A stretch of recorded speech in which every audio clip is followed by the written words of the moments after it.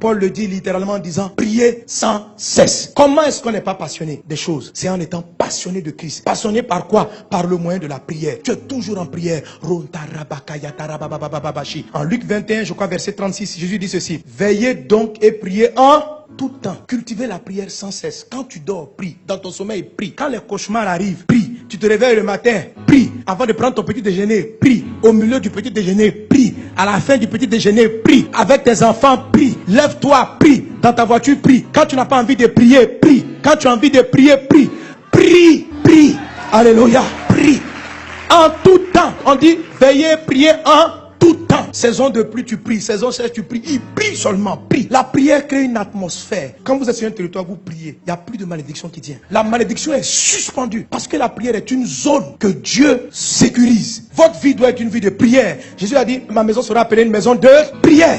Et qui est la maison de Dieu? C'est ton corps. Qui est la maison de Dieu? C'est l'église. Ça doit être une atmosphère de prière. Vous savez, mes amis, les disciples ont vu Jésus marcher sur la mer. Ils n'ont pas demandé à Jésus, apprends-nous à marcher. Ils ont vu Jésus ressusciter les morts. Ils n'ont jamais dit à Jésus, apprends-nous la résurrection. Ils ont vu Jésus guérir des malades. Ils n'ont jamais dit à Jésus, apprends-nous à guérir les malades. La seule fois, ils ont demandé à Jésus de leur donner un coup. Apprends-nous à prier. Nous, on ne sait pas prier. Apprends-nous à prier. Parce qu'ils avaient compris une chose. Que le secret de la vie surnaturelle de Jésus, ce n'était pas de faire des prodiges. C'était la prière. C'est dans la prière que le ciel se révélait sur la terre. Qu'on sortait de tout ce qui peut être malédiction. Prie en tout temps. Il y a des fois la chair n'a pas envie de prier. Quand elle n'a pas envie de prier, c'est là même qu'il faut prier. Elle veut dormir, puis tu pries. Même dans le sommeil,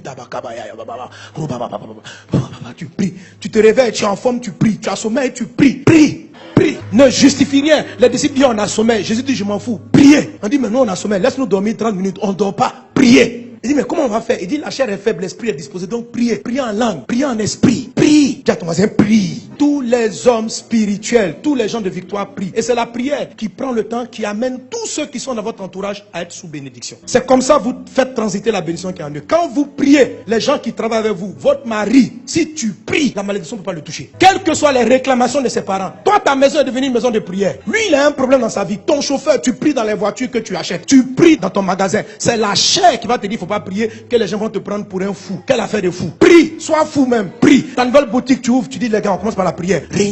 Apprends à tes collègues à prier. Tu vas préserver leur vie, tu vas préserver leur famille. Ne sois pas un genre qui dit non, les gens vont penser que tu es un intello, que tu es un intello, tu as fait de grandes études. Comment tu crois en des choses comme ça? Les gens qui te parlent sont les diaboliques. Eux, ils vont faire des incantations avant d'arriver dans ton lieu de travail. Et puis toi, tu es prié, ils veulent te donner un complexe de il faut te jouer un homme comme eux. Tu n'es pas comme eux. Toi, tu appartiens à Dieu. Eux, ils appartiennent au diable. Ils vont faire les incantations, ils arrivent au travail. Quand tu les vois comme ça, ils sont calmes. Tu crois qu'ils méditent? Ils appellent le diable dans la boîte. Appelle le Seigneur. Tout ce qui t'appartient. Et même si tu es un employé, ce n'est pas ton entreprise. Le Saint-Esprit est supérieur à tous les démons. Tu arrives, tu vas paralyser la malédiction qui est sur la société. Tu vas paralyser. Tu vas changer la tendance des choses. Créer l'atmosphère de prière. La prière est une communication avec Dieu. La prière est le câble qui vous connecte au ciel. Alléluia. C'est un câble. Il faut savoir adresser la prière. Écoutez mon message sur 7 étapes pour une vie de prière de victoire. J'explique tout. La prière permet aux anges de monter, de descendre. La prière fait descendre le ciel sur la terre. La prière suspend toute malédiction dans un environnement donné. Amen. Si tu pries que tu vois la malédiction frappe encore, augmente ta prière, augmente seulement. À un moment donné, elle va renverser la situation. Si une maladie persiste dans ton corps, prie, prie, prie, prie, prie, jusqu'à elle va partir. Prie. Pierre avait une réclamation. Jésus dit, j'ai prié pour toi. La réclamation va plus avoir son effet. Donc il a régné, il est revenu à Jésus. Satan n'a pas gagné. La prière a sorti l'apôtre Pierre d'une réclamation satanique. La prière va sauver vos collègues. La prière va sauver votre conjoint. La prière.